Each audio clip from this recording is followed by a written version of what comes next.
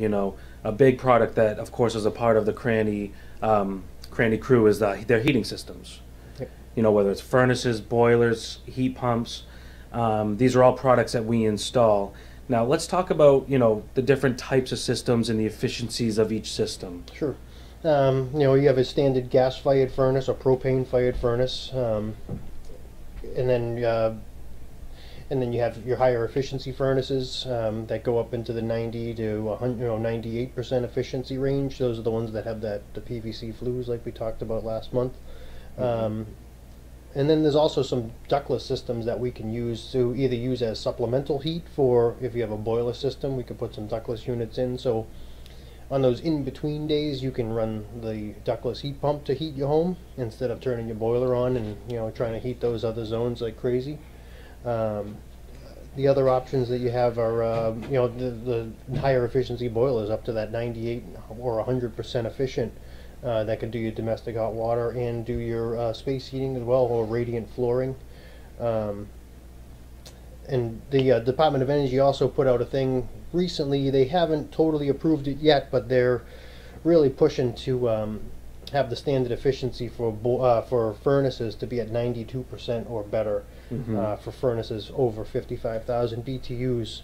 You know, so again, people with condos and apartment buildings and stuff like that, they're going to need to really think about this stuff before they start exploring their options as far as new heating systems, because they're going to have to find out where they can vent the flues, the PVC flues, if they can go out the side of the building, or, you know, there's a lot of things that might be coming up with these standards that the Department of Energy is putting out.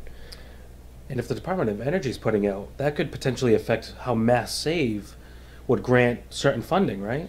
Oh, absolutely. And, you know, and even with Mass Save, they need to have a specific efficiency on their furnaces or boilers.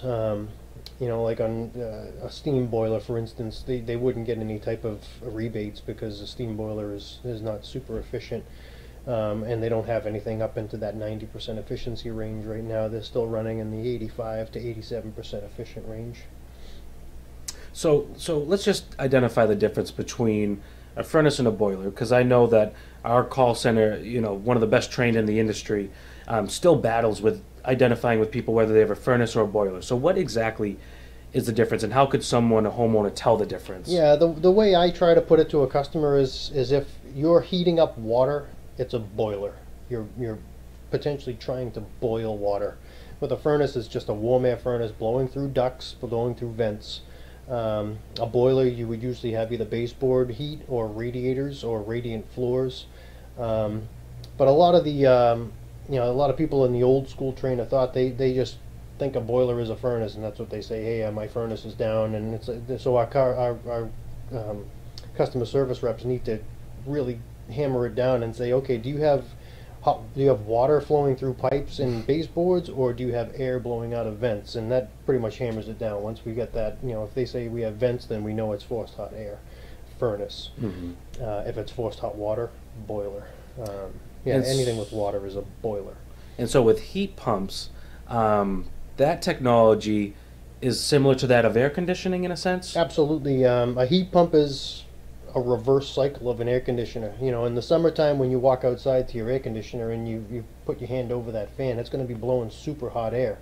If we reverse the cycle, inside it's going to be blowing super hot air, outside it's going to be blowing super cold air. It's the exact opposite of heating and cooling. So, and it's just by way of a reversing valve. There would be electric strip heat on there because once the temperature starts to drop outside, the outdoor coil would start to frost up a little bit. After it frosts up enough, the machine itself senses it, and it'll switch it back over into air conditioning to help defrost that coil, to get that coil outside warm again, and it'll kick on electric heat inside the house to continue heating the house while it's trying to defrost itself. I'm a big fan of heat pumps. The efficiency has come up tremendously over the past few years. We have some up to 25 SEER, which is an amazing energy efficiency rating. And they're good down to below zero temperatures, which, you know, back 5-10 years ago, the machines were just barely doing anything good under 20 degrees. They start to kind of struggle a little bit when the outdoor air temp drops because they just freeze up so quick. And these ductless units, those are a form of a heat pump, correct? Yeah, you can get ductless units in straight cooling or in heat pumps. I always recommend going with the heat pump on a ductless machine, just because it gives you that versatility of those in-between days when it's 50 degrees outside, and you don't want to turn your boiler on to heat your house up 2 degrees. You just kick the ductless on and bring the temperature up nice and smooth. And they try to maintain temperature within 1 degree. So if it's a semi-cool day out and you kick it on, and it's going to try to maintain exactly. If you keep it at 70, it should be between 69 and 71 degrees. They're unbelievably efficient. They're super quiet, and yeah, I have nothing bad to say about ductlesses. We do a bunch of different brands, from Mitsubishi, which is the #1 brand probably in the world.